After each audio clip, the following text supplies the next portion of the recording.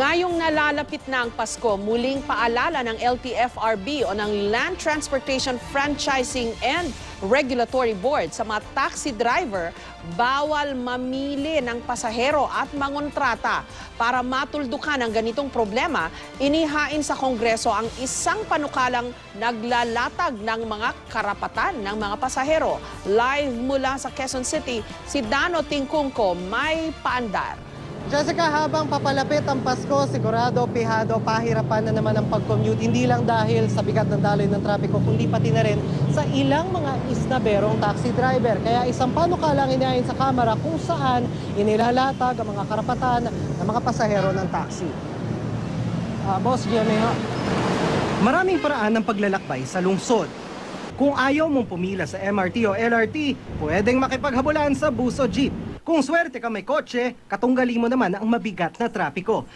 Kaya ang marami, taxi pa rin ang pinipili. Pero ngayon papalapit ang Pasko, gaano na ba kahirap kumuha ng taxi? Namimili, madalas yan. As in like, lalo na kapag rush hour.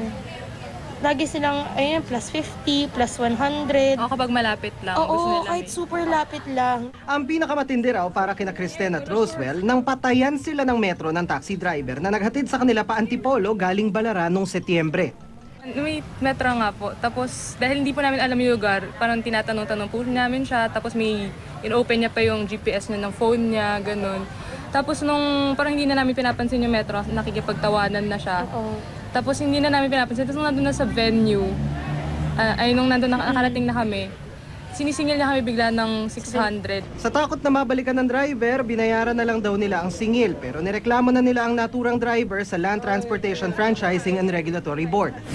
Aminado ang ilan naming nakausap na driver na minsan namimili sila. Pero para lang daw sa sariling kaligtasan. Kailangan mamimili ka rin ng pasahero dahil sa gabi ang maraming hold-upper eh. Ang metro kasi, pag mabagal, waiting time lang yan. Ang gusto naman namin, babasakay kasi 40-40. Madali kami makapag-ipon ng boundary. Ayon mismo sa LTFRB, bawal ang mga namimili at nangongontratang taxi driver. Pero aminado ang ahensya, nagpapatuloy pa rin ang ilang insidente ng pangongontrata at isnaberong taxi driver dahil sa ngayon, operator lang ang pwedeng parusahan at walang direktang parusa sa mga pasaway na tsuper. Yan ay nakapaloob doon sa terms and conditions of a franchise.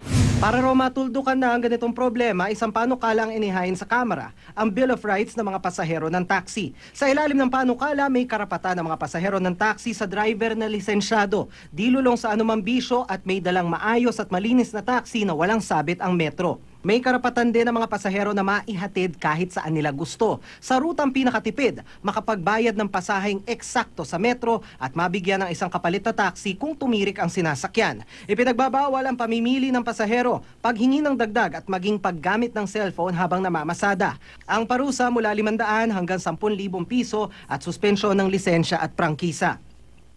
We don't have anything against it. The taxi operators also wants to discipline the driver. Pero ang problema, laging solidarily liable ang operator. That's why hindi na didisiplina yung driver. We have to separate kasi violations which can be imputed against the operator and violations that can be imputed to the driver.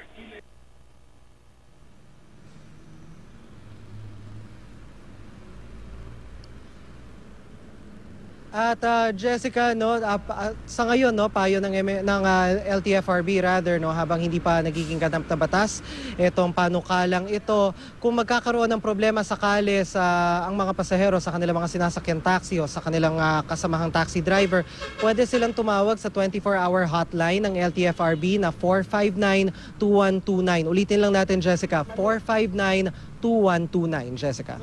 459-2129. Nakikita ko rin yung mga numero ng LTFRB na nakasulat sa likuran ng mga bus. Kaya lang, alam mo, ilang beses na akong nag-text, tumawag dun sa number na yon. Parang wala naman akong natanggap na anumang sagot. Kasi minsan pag may nakikita ako mga violator sa kalye, tinitext ko parang hindi effective. Jessica, to be fair naman no, dun sa ahensya, kasi yung kaninang nakausap natin ng mga pasahero ng taxi na yun yung nga yung sinasabi nila pinatayan daw sila ng metro kalagitnaan ng biyahe. Nang kontakin daw nila ang LTFRB, within the day naman daw, agad naman daw silang binigyan ng aksyon.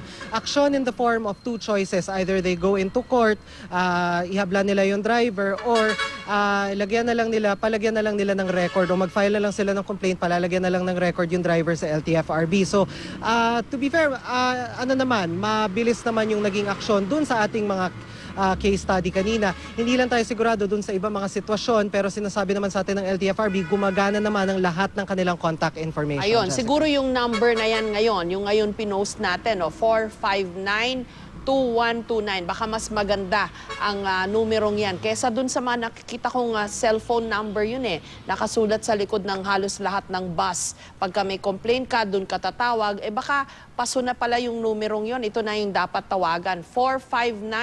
459-2129. Tama, Dano? Tama, Jessica, 459-2129. Yung nababanggit mo kanina na cellphone number na tatawagan, yung 0921-448-447, sabi naman ng LTFRB, gumagana naman yan. Pero yan ay for text-only complaints. Siyempre, sisilipin mo na yan, titingnan mo na, pag-aaralan mo na yung reklamo bago bigyan ng aksyon. Etong 24-hour hotline na ito, diretso nang may makakausap na taga-LTFRB sa inyong, anumang inyong reklamo, Jessica. Ang effective ngayon, social media So, ingat siguro si mamang taxi driver dahil kasi pwedeng kunan ng picture, pwedeng kunan ng picture yung taxi, at yun, pag pinost, nako, ingat na lang sila. Kaya dapat din sumunod sila. At bigyan nila ng kaunting konsiderasyon ang mga pasahero, lalo na't Pasko Di ba? Wag na silang mamili, wag silang maging isnabero, at wag silang mandaya na minsan sasabihin nila, tatanungin ka muna kung saan ba kayo. Tapos pagka malapit lang, aayawan ka ng taxi. Ang gusto nila ay malayo. Correct, Jessica. Although kanina may mga kausap nga din tayo mga pasahero na sinasabi nga nila, wala namang problema yung kung halimbawa magdadagdag sila, kung magpa plus 50, plus 100, lalo na kung yung lugar na pupuntahan nila, ang daanan, talagang mabigat ang traffic, halos galawan. Yun lang, wag lang silang pangunahan. Wag naman yung bago pa sumakay, hindi pa umaandar yung sasakyan, hihinga na agad ng dagdag. Na depende rin daw yun sa estilo ng pakikipag-usap o pakikiusap ng taxi driver. Kung medyo malumanay, nakikiusap, wala namang problema. Paliwanag naman sa atin ng mga taxi driver, depende rin naman daw sa lugar na pupuntahan. Kung mabigat yung daloy ng trapiko, pwede rin silang tanggihan kung halimbawa alanganin na yung lugar para na rin sa kanilang sariling kaligtasan, Jessica. Maraming salamat sa'yo, Dano Tingkungko, at sa iyong paandar.